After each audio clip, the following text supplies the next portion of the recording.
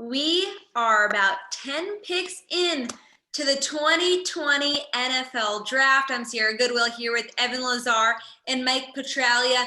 First, I'm going to give a quick rundown of everyone off the board so far. With the first pick, Joe Burrow to the Bengals, Chase Young to the Redskins with the second pick, Jeff Okudah to the Lions with the third pick, Andrew Thomas to the Giants with the fourth, Tua Tagovailoa to the Dolphins, and Justin Herbert to the Chargers, Derek Brown to Carolina, Isaiah Simmons to the Cardinals, CJ Henderson to the Jaguars, and Jedrick Wills Jr. to the Browns. Guys, first of all, what's the most shocking pick of this draft so far, in your opinion?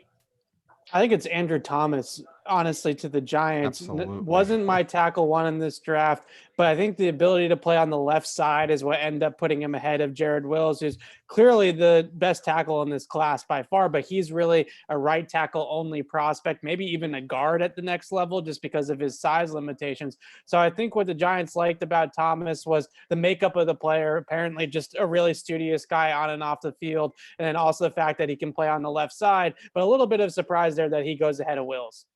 I said this in the pregame show, if you will, about Jake Fromm and the Kirby Smart influence. Well, don't sell the Kirby Smart influence on the offensive line short. Obviously, we know with Isaiah Wynn that Georgia has the ability to produce NFL starting offensive line talent. And, I think obviously Joe Judge, very familiar with Kirby Smart and very familiar with what Isaiah Wynn did for the Patriots last year. I think maybe the comfort factor there with Kirby Smart and the system that they played in at Georgia made it the final sale for Joe Judge, the new head coach in New York. What are the players that you're surprised are still on the board? The best players left in this first round that you think would have gone top 10? Well, I think that really the most surprising thing is we just saw Wills go off the board to Cleveland, but the fact that they also have Becton and Tristan Wirfs still on the board as well at tackle. That's a little bit surprising, I think. And as we start to creep up to 23, having those two guys still in the mix, I think is becoming very interesting for the Patriots. Now, Becton obviously failed his drug test at the combine.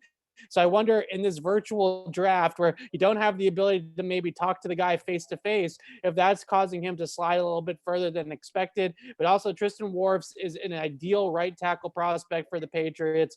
So those two guys still being on the board as we creep up to 23 is a little bit interesting. I think that here's where we see those run of wide receivers, Judy Lamb, Ruggs, I think will go off the board in the next couple of picks. Top talent for me, I'm going to go with Javon Kinlaw. I've been on him pretty much all day long, and to me, he is a game changer on the defensive side of the ball, and it'll be interesting if the Patriots get that, if by some miracle he drops throughout the first round and the Patriots have the opportunity to scoop him up at 23. It sounds like the same thing that we've been talking about, sorry, Sierra, to cut you off, with Kinlaw, is that the production really wasn't there for him. As his last season there, he wasn't a big time producer. He's kind of a bull in a china shop sometimes. I think some defensive coordinators and coaching staffs are just, we know this guy can be disruptive, but is he actually going to land in the box score after that is a little bit of a question mark with him. This is the first time since 2015 that there was no trades in the top 10 picks of the draft. Were you surprised by this? I know there was chatter about that number 3 pick, the Detroit Lions. A couple teams wanted to propose trades, but Matt Patricia held on. Were you surprised?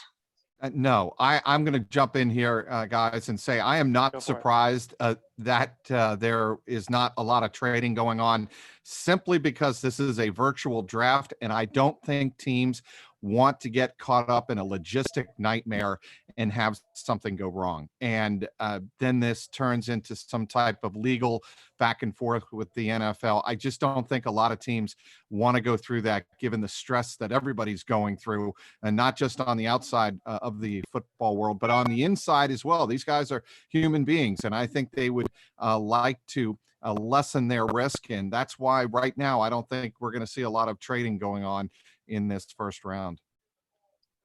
And Evan, at what point do you think that the Patriots might consider trading up? What players are still on the board where if they slide, the Patriots could go and grab them, or just some realistic picks at 23 right now that look a little bit more likely given what's left on the board?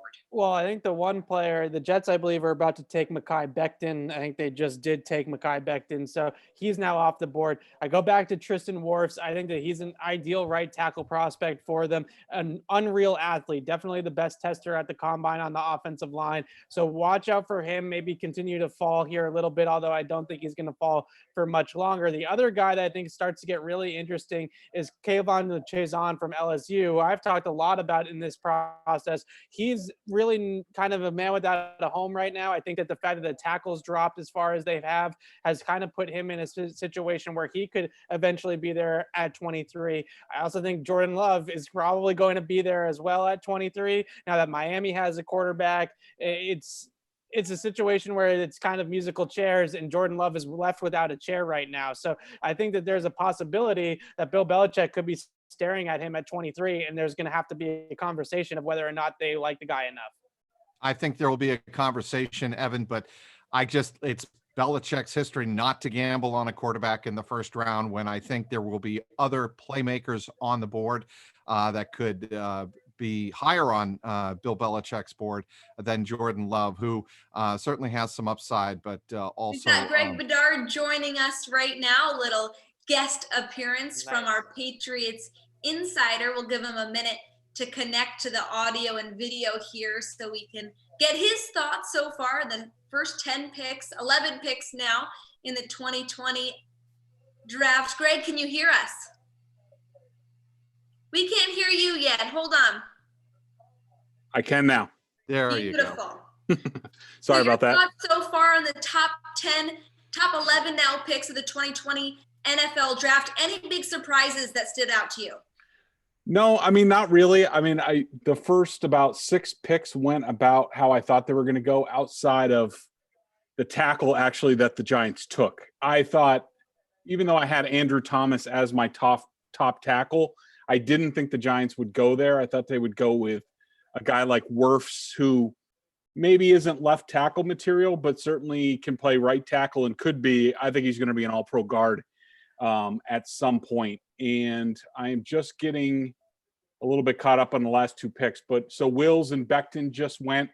Correct. Yeah, I figured there'd be a good tackle run right here. And, you know, so far, I think it's been pretty good. I mean, I thought that Tua, the pick by the Dolphins, I was excited for them to see them do that. I'm a guy who was covering the Dolphins at the time that they decided not to sign Drew Brees and decided to instead sign Dante Culpepper, who was working out in a parking lot at the time, rehabbing.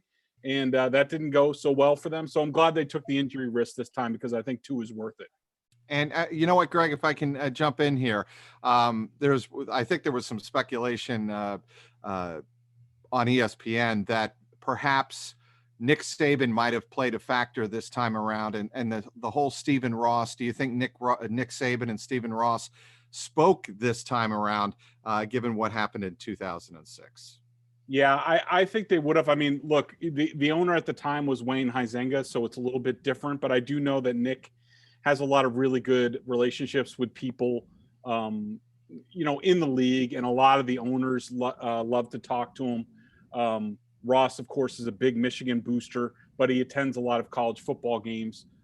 So that wouldn't surprise me. I do think that Nick, you know, likely talked to Brian Flores, of course, who he knows through the Patriots.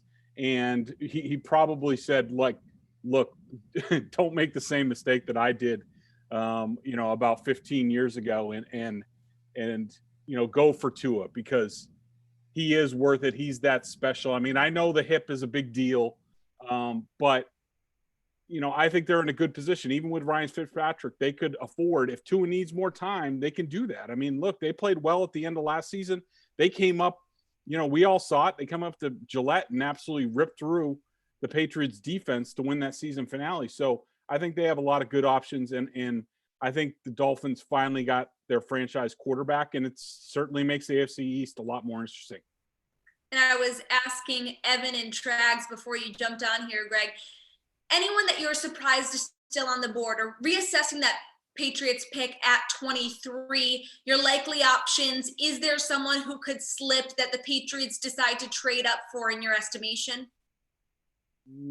Let me just, sorry, I'm just going over, I'm just trying to find sort of my short list.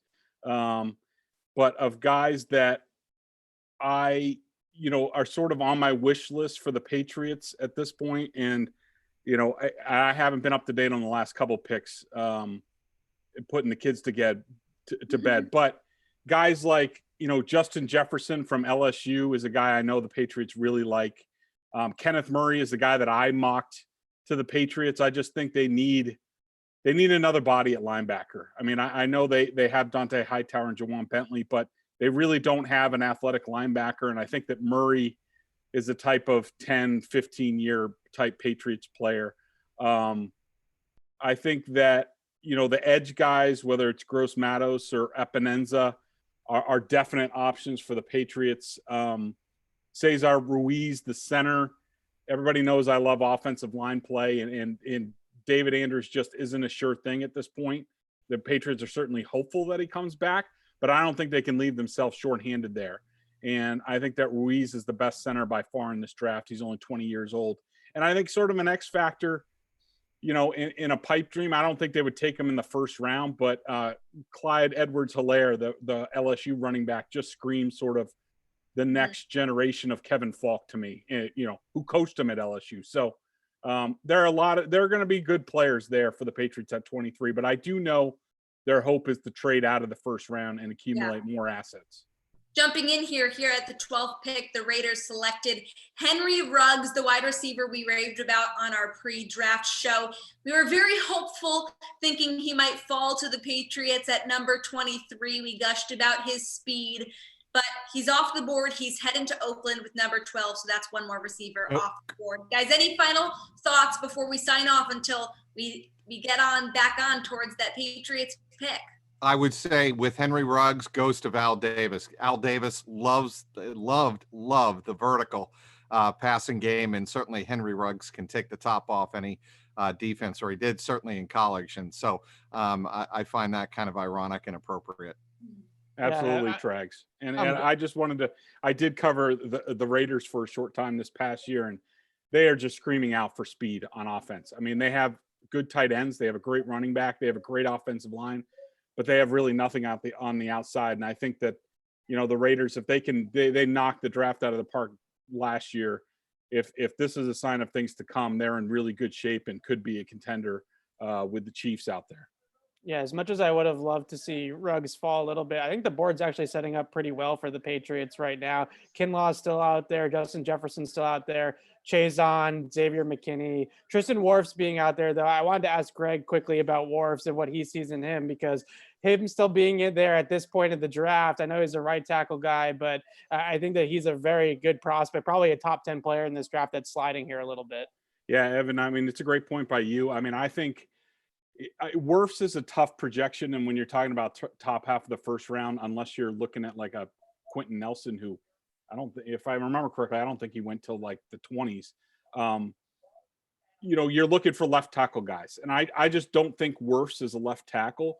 I do think, and I don't even think he's that much of a right tackle. Can he play there? Yeah. Can he be good? Yes. But I think he has all pro talent at guard, and so as long as he has tackle guard versatility, I think he's going to be of great value here for somebody. It's funny because everybody for a long time, Wirfs was the highest rated tackle in this draft, and all of a sudden I think now he's looking at being the fourth guy, and I think that's right, because he doesn't have left tackle potential in my mind, but he could be all pro Hall of Fame type guard. That's how good he is. We'll be jumping back on live on our YouTube channel at CLNS Media right around pick 20, probably right after pick 20. We'll react live with you guys with the Patriots pick at number 23 if they decide to stay there. So make sure you tune in. And as always, follow along on our Twitter at Patriots CLNS. We'll be back.